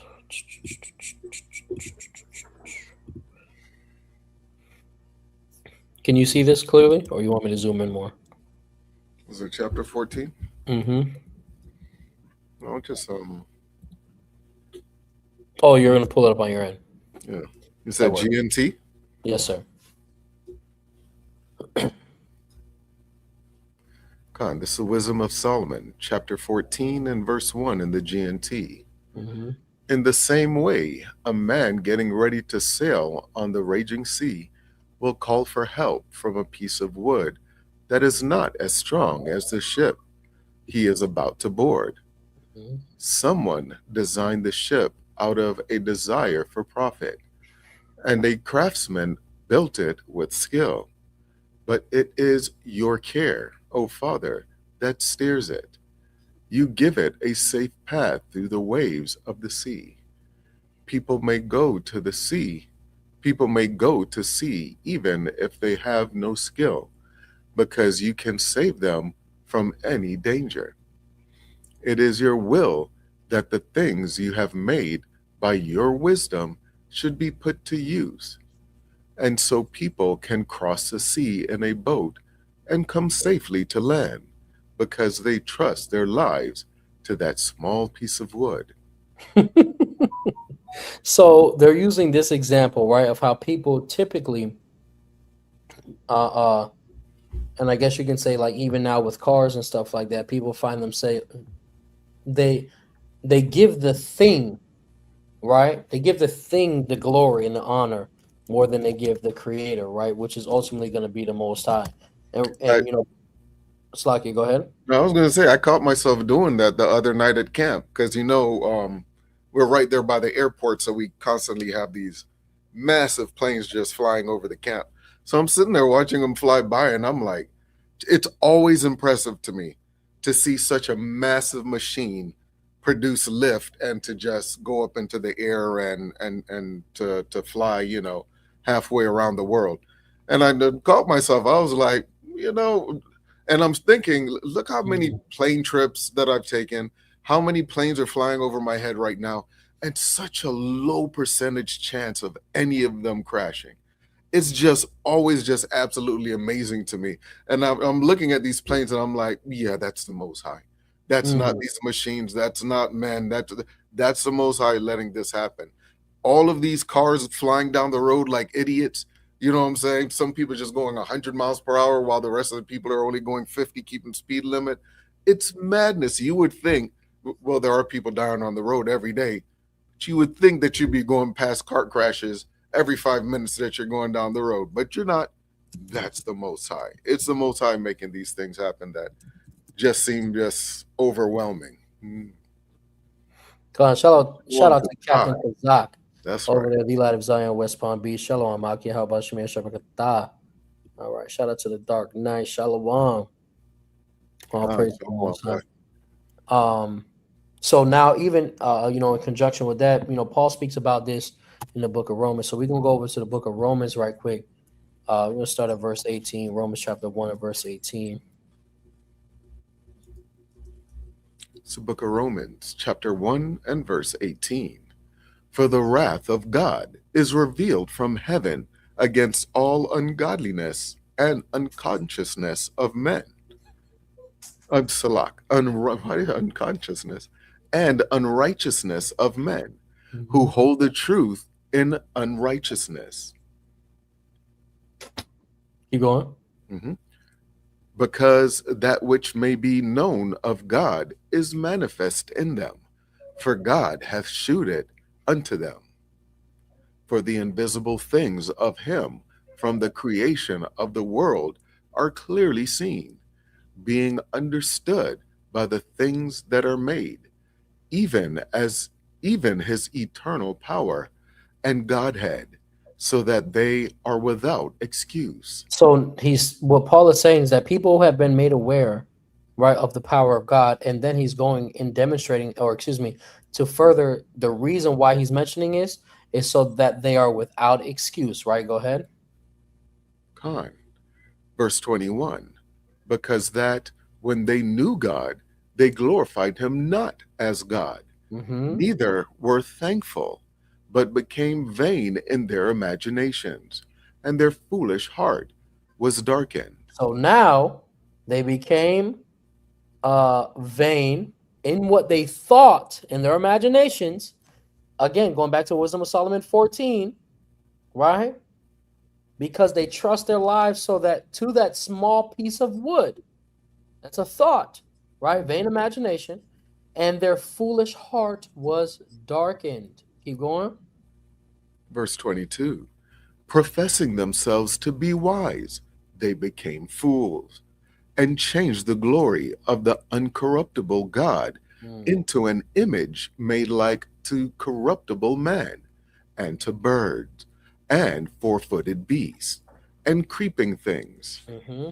Wherefore God also gave them up to uncleanness through the lusts of their own hearts, to dishonor their own bodies between themselves, who changed the truth of God into a lie, and worshiped and served the creature more than the Creator, who is blessed forever. Amen. Right. So we see how even Paul speaks to the fact that dealing with idolatry, how it actually led to all different types of concupiscence and madness and wickedness, right? Because they were worshiping the creation more than the creator, right? Which is ultimately the Most High. So we're going to transition back over. So, real quick, just so everybody who's paying attention and taking notes, we just read the book of Romans, chapter 1, verse 18 through 25. Again, that was book of Romans chapter 1, verse 18 through 25. That was in the KJV. Again, the book of Romans chapter 1, verse 18 through 25 in the KJV. We read it in support of the Wisdom of Solomon chapter 14, verses 1 through 5 in the GNT. All right, I'm going to say it just one more time. We read Romans chapter 1, verse 18 through verse 25 in the KJV in support of and parallel context of Wisdom of Solomon, chapter 14, verses 1 through 5. 1 yes, 2 no. Does everybody got that? All right, 1 yes, 2 no. Does everybody got that? We're going to continue back in Wisdom of Solomon 14 at verse 6 in the GNT. Con. So Wisdom of Solomon, chapter 14 and verse 6 in the GNT. This was how it was in ancient times, when a proud race of giants was dying away. The hope of the world escaped on such a boat under your guidance, and left the world, a new generation to carry on the human race. So now it's still talking about the boat, and it's referring to the time of Noah with the ark, right? Go ahead. A blessing was on Noah's wooden boat that allowed righteousness to survive, but a curse is on an idol made by human hands. So it's using the fact that, the boat and the idol made from the same product. Whereas the boat with Noah, right, it allowed righteousness to survive. Whereas the idol that could be made from that same wood is cursed. Go ahead. Con. A curse is also on the one who makes it. And whoever put work in to create that idol, that person is also cursed. Go ahead. Because he works on this perishable thing and then calls it a god. And then calls it a god. So he creates something that's very easily destroyable and then attempts to attribute divine being to it after he just himself created it? Go ahead. Verse 9.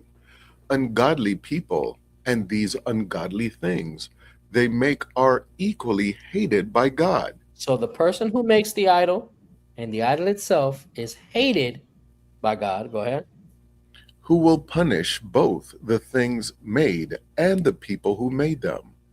And so God's judgment will fall on pagan idols, because even though they are made from something God created, they became horrible things that trap the souls of foolish people. So, and this makes me think of, the symbol that everybody thinks is so evil. Some people call it the shield of David. Some people call it a lily. Others call it a pomegranate. Yeah. Something that God created, others have used for evil, right? And it's just like the material that the author is using here, the wood that makes a boat, right, can be used as a vessel of safety to travel on water, or it can be used to create something that God hates. And so now God's judgment is falling on the creator of that idol and the idol itself. Even though they are made from something God created, this is also letting you know that just because God created Edomites doesn't mean that it's going to be the same purpose, right? Just because God created something doesn't make it a righteous purpose that he created it for. All right. And notice at the end, the author says they became horrible things that trap. So idols trap the souls of foolish people. Right? Let's continue. Come on. Oh, nope. Verse 12. Yeah, I know. I just was on the wrong tab. Verse 12. Sexual immorality began when idols were invented. They have corrupted human life ever since they were first made. Idols have not always existed, nor will they exist forever. It was human pride that brought them into the world, and that is why a quick end has been planned for them. Once there was a father who was overwhelmed with grief at the ultimate untimely death of his child. So he made an image of that child who had been suddenly taken from him. Now, just to be clear, right? A lot of people tie this to Pope Alexander VI and Caesar Borgia. Caesar Borgia's daddy didn't make an image of Caesar Borgia because of an early death. This is simply an idea of the author that because a man's son dies early, he creates this image to remember his son. Right? Can it be used in application? Sure, but that is not the direct purpose of what the author is illustrating here. Right? A lot of people say that this is a prophecy of Caesar Borgia. No, it's not. Because you can clearly see, so he made an image of that child who had suddenly been taken from him, right? Untimely death of his child. Caesar Borgia was still alive when Pope Alexander VI decided to make him Jesus Christ. All right, so is everybody walking with that so far? 1 yes, 2 no. Right? Also, the author identifies the fact that sexual immorality began when idols were invented. Let's go back to Romans 1 real fast. Pay attention. Wherefore, God, Romans 1 and 24, wherefore God also gave them up to uncleanness through the lust of their own hearts to dishonor their own bodies between themselves and worshipped and served the creature more than the creator. So we see that sexual immorality, Paul supports this very thought, starting with idols, right? Amariah says, hey, who all trying to go to Passover this year in Miami? Me and my family going, Lord willing. All right. No, you have no choice but to go because I'm going to have mom call you. That's right. Right? Tribe of Issachar shares with us Romans the 9th chapter, verse 22. What if God, willing to show his wrath and to make his power known, endured with much long suffering the vessels of wrath fitted to destruction? Right. Salakia, start from verse 12 again, if you don't mind. Con. Verse 12. Sexual immorality began when idols were invented. They have corrupted human life ever since they were first made. Idols have not always existed, nor will they exist forever. It was human pride that brought them into the world, and that is why a quick end has been planned for them. All right, so notice that idolatry also had to do with the pride of human beings. Sirach says that pride is the beginning of separating you from the Lord. Go ahead. On verse 15. Once there was a father who was overwhelmed with grief at the untimely death of his child. So he made an image of that child who had been suddenly taken from him. He then honored a dead human being as a god and handed on secret rituals and ceremonies to those who were under his authority. As time went on, this ungodly custom became stronger. Finally, it became law, and idols were being worshipped at the command of powerful rulers. Right, and you see stuff like this happen all the time especially when it deals with the different pantheons of Greek and Roman gods and what they practice and how it became custom. And notice it says, as time went on, this ungodly custom became stronger. Right? It became stronger. People became more susceptible to just following after this tradition. Right? Go ahead. God. Verse 17. When people lived too far away to honor a ruler in his presence, but were eager to pay honor to his absent king, they would imagine what he must look like and would then make a likeness of him. And believe it or not, like even during the time of Pablo Escobar, like people started praying to images of Pablo Escobar. That's how bad that situation got. People started to call this man a saint because of the things he was doing for them. And instead of praying to Jesus, they would pray to Pablo. And next to Jesus's image, or excuse me, the white Jesus image and cross, they would have Pablo's image. This is how bad it gets. Right? No, but the Virgin Mary has to be above both of them first, though. That's right. With a little drink offering. That's like putting your dead relatives on t-shirts. No, I wouldn't say that. Unless you're bowing down to your t-shirt. Yeah. Because in the temple, you see actually in the time of the Maccabees, it says that the heathen desecrated the image of Moses. So it demonstrated that there was an image of Moses in the Dead temple. homies. Yeah, that. Go ahead. Verse 18.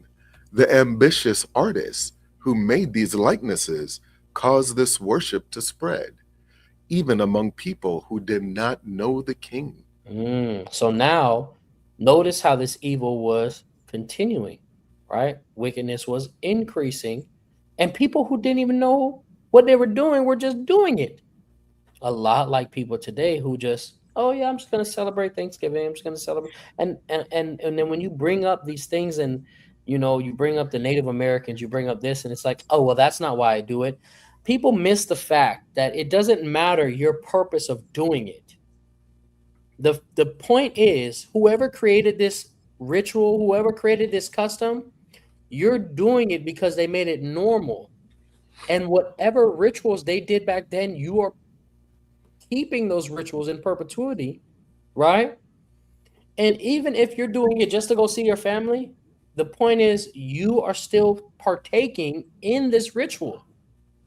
the bringing in of the tree into the house, the putting on of the gifts, the dancing, this, that, and the third, the caroling, etc. Right? If you do the same practices, it doesn't matter why you do it. It's the fact that you're still doing what they were doing in worship of their idol. You can't take Easter and then say it has to do with the resurrection. You can't take Christmas and then say, oh, it has to do with the birth of Jesus Christ. You can't take something that has to do with idol worship and then put your own purpose to it and think it changes anything. It's still an idol. It still needs to be destroyed. Right? Go ahead. Verse 19. An artist might want to please some ruler, and so he would use his skill to make the likeness better looking than the actual person. The people would be so attracted by the work of art that the one whom they had earlier honored now became the object of their worship. So all this became a deadly trap, because people who were grieving or under royal authority would take objects of stone or wood and give them the honor reserved for the one God. You see, and matter of fact, even oh man, where does Paul talk about it at? Right here. Go to Colossians 3 and 5 right quick. It's the book of Colossians, chapter 3 and verse 5. Mortify therefore your members which are upon the earth: fornication, uncleanness, inordinate affection, evil concupiscence, and controversy, and covetousness, which is idolatry. Which is what? Which is idolatry. Right. In the Amplified version, it says, because it replaces your devotion to God. So they began to build these things, and it took away from their devotion toward the real, true one God. Right. And like Shapacha over there at Afghanistan, shout out to Afghanistan, right? Servant Yahweh Ministries up there in Jacksonville, right? Talking about Yahawanathan Day. You can't take Thanksgiving and call it Yahawanathan Day. Madness. You can't take Christmas and call it Yahawanathan Day. That don't even make any sense. You can't find that in the Bible. That's for damn sure. Right? Tribe of Issachar shared with us Jeremiah chapter 10 verse 2. Thus saith Yahweh, learn not the way of the heathen, and be not dismayed at the signs of heaven, for the heathen are dismayed at them. All right. Shout out Chief Sister Tanya, Shalom again. Right. Let's go back to Wisdom of Solomon chapter 14. We're going to go back over to Wisdom of Solomon chapter 14. Right. 1 yes, 2 knows. Everybody following with us? And are you able to receive what's being said so far in the spirit? 1 yes, 2 knows. Everybody following with us? Shout out to everybody that has joined us. 1 yes, 2 no. Are you following? Make sure you hit the like button when you get in here. Share the video. Share the video. Hit the like button. We do still need 8 more super chats to reach the goal. Help us reach the goal. We need 8 more super chats. Can be as low as 99 cents. Praise the Lord. All right. Go ahead. Khan, it's the book of Wisdom of Solomon, chapter 14 and verse 22. One thing led to another. It was not enough to be wrong about the knowledge of God. They lived in a state of evil warfare, but they were so ignorant that they called it peace.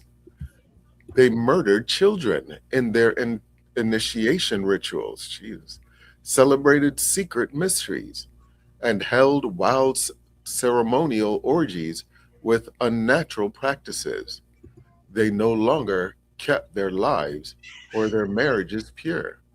A man might kill another by an act of treachery. Wow. Or cause him grief by committing adultery with his wife. Everything was a complete riot of bloody murder, robbery, deceit, corruption, faithlessness, disorder, falsehood, harassment of innocent people, ingratitude, moral decay, sexual perversion, broken marriages, adultery, and immorality. So real quick, right? Notice it says one thing led to another. And again, that's the same thing that Paul shares with us in Romans, the first chapter, right? That where it started had to do with the practice and worship of the creation rather than the creator. Romans 1 and 24, again, this is the amplified version. Therefore, God gave them over in the lust of their own hearts to sexual impurity, so that their bodies would be dishonored among them, abandoning them to the degrading power of sin. Because by choice they exchanged the truth of God for a lie and worshipped and served the creature rather than the creator. It's the same thing that the author is saying in Wisdom of Solomon 14. One thing led to another. It was not enough to be wrong about the knowledge of God. So it wasn't enough that they were ignorant to the power of God, right? That's not enough. Of course, it's not enough, right? They lived in a state of evil warfare, but they were so ignorant that they called it peace. This is a falsified, right? A misunderstanding, an absolute degradation, right, of peace. Thinking the evil you do is peaceful and loving, right? Notice the things that we just ran through and read. They murdered children in their initiation rituals, right? Secret mysteries, ceremonial orgies. The Greeks love that, right? With unnatural practices. So it's not even like it's just a bunch of women. It's a bunch of weirdos. That's a Diddy party, right? Shout out to those that might take favor in the documentary. I still haven't even watched it yet, so I don't even know why you're playing it. They no longer kept their lives or marriages pure. That's America for sure. A man might kill another by an act of treachery or cause him grief. So by committing adultery, so he's purposely going to go sleep with his wife. Everything was a complete riot, right? Notice it says faithlessness, corruption, disorder. All of these things occurred due to Palakia. All of these things happened and occurred due to idolatry, right? Keep going. Verse 27. Verse 27, the worship of idols, whose names should never be spoken, is the beginning and the end, the cause and the result of every evil. People who worship them lose control of themselves in ecstasy, or pass off lies as prophecies, or live wickedly, or break their word without hesitation. They tell lies under oath and expect no punishment, because the idols they put their trust in are lifeless. Are what? Are lifeless. So now you see why people, they do all the wickedness, because they really don't believe there's going to be any judgment for it. And I noticed that you laughed at the pass off lies as prophecy. Yes. Man, right? Or live wickedly or break their word. This right here is important, man. Breaking their word without hesitation. They don't care if they lie to you, right? Because they don't really believe there's going to be any judgment for it, man. All right, go ahead and finish it out, Salakia. Verse 30, but punishment will finally catch up with them for two reasons. First, they were in error about God when they worshipped idols.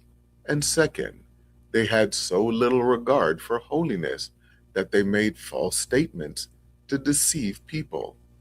When unrighteous people commit sin, they will be hunted down, not by the power of whatever thing they swear by, but by the punishment that sinners deserve. God, all praise, honor, glory to you. How about Shem Yahawashi? So that was the homework right there. Reading Wisdom of Solomon, chapter 14, and understanding and just seeing the power of idolatry, man. Right? What it causes, where it came from, why people want to do it, and seeing why people really are able to do the things they do in their mind because they think they're going to get away with it. right? They don't believe there's going to be any true judgment. And it's because the thing they believe in is lifeless, right? That's why a lot of moral compasses, they don't have any. It doesn't exist, right? It's non-existent. All right, but all praise on the glory to you. How about Shemiel? Shout out to everybody who joined us, man. Big shout out to Chief Sister Tanya, right quick. Of course, our beloved Chief Sister Tanya, Yahabashim Shabakata, Walk the Water for your generous donation, continue supporting keeping that $1 drive alive 2 more times. And to our beloved brother, you're forgiven. Repent, Yahabashim Shabakata, Walk the Water for your generous donation, continue support and keeping that $1 drive alive 1 more time. The Water King. We got less than 5 minutes, ladies and gentlemen. We got less than 5 minutes. Let's go ahead, try and get those remaining super chats in. We just need 5 more. You know what I'm saying? It could be as low as 99 cents. Praise the Lord. Go ahead. Once again, to our beloved brother, you're forgiven. Repent. Yahabashim Shabakata, Walk the Water for your generous donation, continue supporting keeping that $1 drive alive 1 more time. The Water again, King.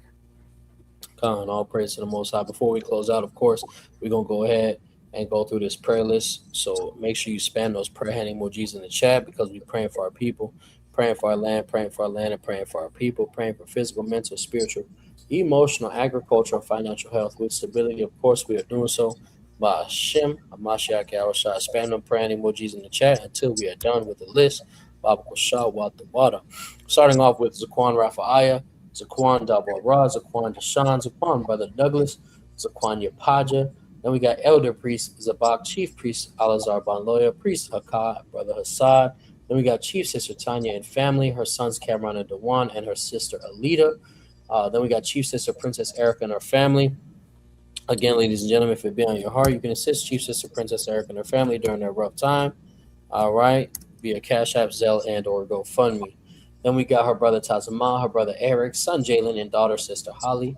Chief Sister Dione Israel, her husband, her son Jaden, son June, son Angel, and his wife Anna.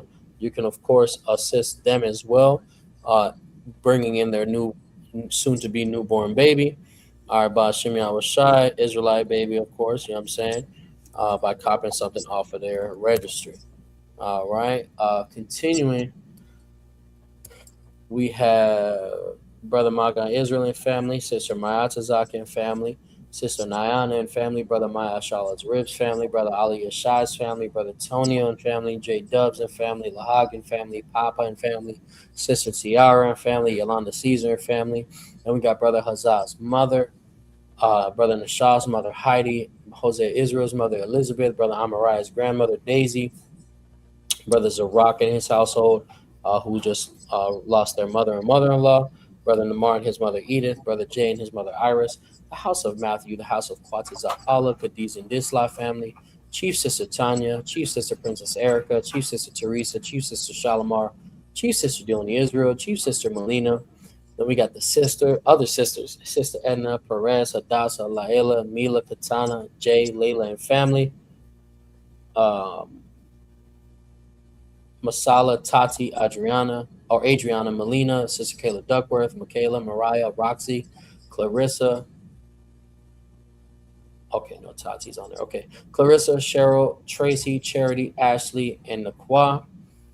Brother Willie, Yawasap, Iwa, Joseph, Avi, Jay, Ahmataza Lab, Yahawanathan, Afal Pender, Meshach, Isaiah Allah, Nakash, DeMarco, Juan, Kashayal, Rabba Allah, Tribe of Iskar, Mahar, Drewski, Rob, Ayara, Tawash, Gumaria, Ant, Mayak Allah, Hayaman, Aina, Dakar, Isaiah, Raquam, Dagar, Yaquab, Kudar, Joaquim Jones, Nagai, Thabawan, and Son Nathan, Zaram, Aliyah, Taziyar, Tazar, Abayar, Rakawam, Alizabad, Ashaya, Kananaya, Kapayar, Brother Joe, Brother Dwayne Scott, Vincent, Zayan Rakar, Jaden, Kylan Nakwai, Sha'ar, Amawan, Arayala, Ahazai, Rawatazar, Karabia, Kanayala, Lamo Gazar, Gazar, and daughter Ayani, Jonathan Monte, King Kator, Quatzazar, Yasiel, Moses, Ramamoth, Abraham, Zion, Shashawan, Brandon Green, and Nahir Green, Deshaun Robertson, Christian Navarro, Brother Yadi, Sergeant Yatar, Brother Shapacha, and daughter Ariana, Sharian, Shariyad, Asdaf, Ali Adad,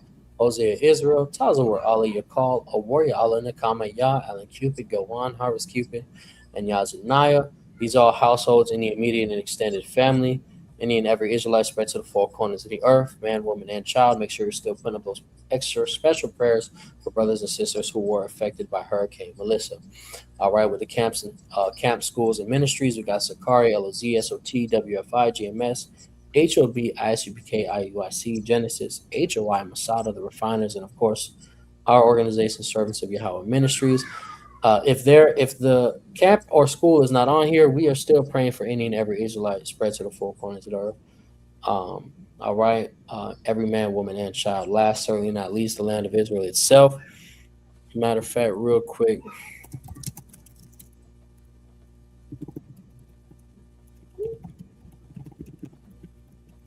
There's a name I want to add to the prayer list.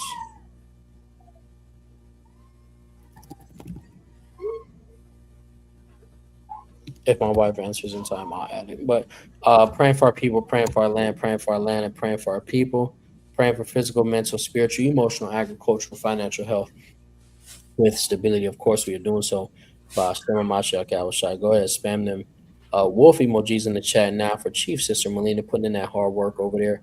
Hebrew Kids TV. All right, spam. All right, there we go. Sister Brenda. Spam those wolf emojis in the chat for Chief Sister Melina putting hard work over there. Hebrew Kids TV. All right, all praise, honor, glory to the Most High.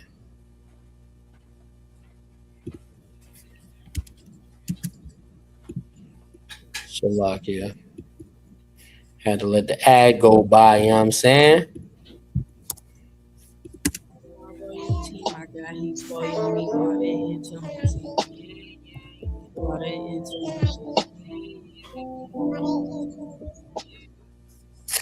Now, after Seth, there were many generations after him. They were called the generations of Adam. And it came to pass that men and women were multiplied on the earth. Then God said, "My spirit shall not be with men forever, for he is flesh, and his days shall be 120 years." There were giants, mighty men, and God saw their wickedness was great on the earth, and they only had wicked thoughts. God had regretted making men. It grieved him in his heart. So he decided to destroy all men who he had created. Man, don't never hit beasts, leg though. fowls, Never. and creeping things from the face of the earth. But Noah found grace with the Most High. He was a just man and perfect, walking with God. Noah had 3 sons, Shem, Ham, and Japheth. And the earth was filled with violence, and God saw it was corrupt, because everyone corrupted their ways. God told Noah, "The end of all flesh come before me, for the earth is filled with violence, so I will destroy them with the earth. Go, make an ark with wood filled with rooms. There shall be a window on the top and a door on the side. The ark shall be 3 stories tall, and I would bring a flood destroying all flesh.